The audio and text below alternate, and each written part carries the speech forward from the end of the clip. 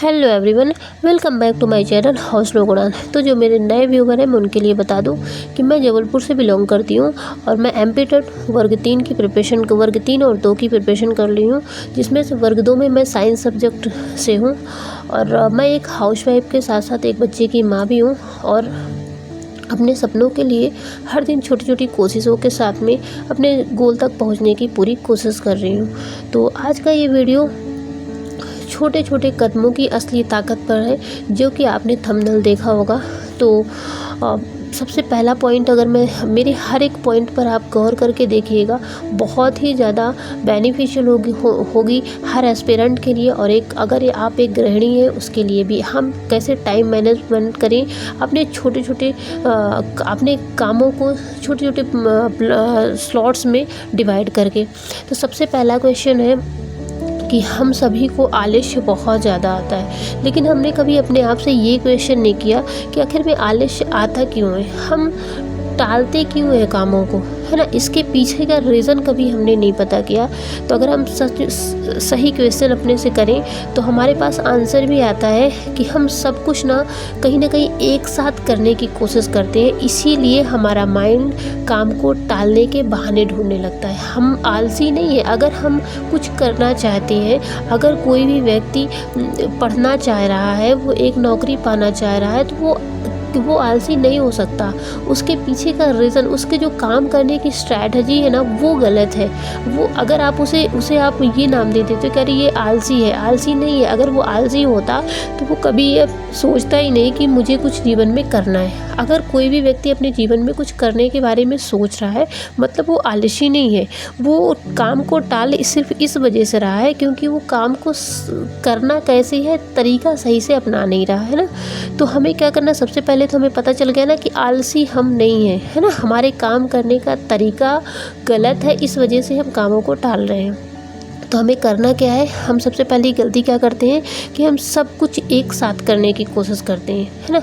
जैसे अगर हम अपने हर काम को छोटे छोटे टुकड़ों में डिवाइड कर दें तो वहीं पर हम क्या हो जाएंगे। देखो, मोटिवेशन कहाँ से मिलता है हमें, मोटिवेशन हमें हमारे काम से मिलता है। आप मोटिवेट होके कोई काम करने, किसी की वीडियो देखे और मोटिवेट हो गए और एकदम से पढ़ना शुरू कर दिया, एकदम से घर के कामों को क्लीनिंग शुरू कर दी, ये गलत ट्रैक है। आपको ये नहीं करना। आपको क्या करना है, सबसे पहले आपको ये पहचानना है कि आखिर में हमें क्या करना है। फिर उस काम को आप छोटे छोटे टुकड़ों में डिवाइड करिए और फिर करना शुरू करिए। सच बता रही हूँ, ये मैं अपने अनुभव से बता रही हूँ कि बहुत ही ज़्यादा इफेक्टिव होती है।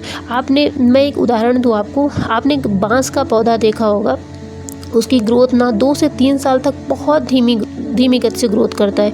शायद हमें पता भी नहीं चलता कि वो ग्रोथ कर रहा है कि नहीं कर रहा है। लेकिन आपने ये भी देखा होगा कि कुछ एक समय ऐसा आता है कि वो अचानक से बहुत तेज़ गति से ग्रोथ करता है। उसका रीज़न क्या होता है। अब ये हम 2 से 3 साल जो वो ग्रोथ नहीं कर रहा था, हम ये नहीं कह सकते ग्रोथ नहीं कर रहा था, ग्रोथ कर रहा था, है ना। हमें सिर्फ समझ में नहीं आ रहा था।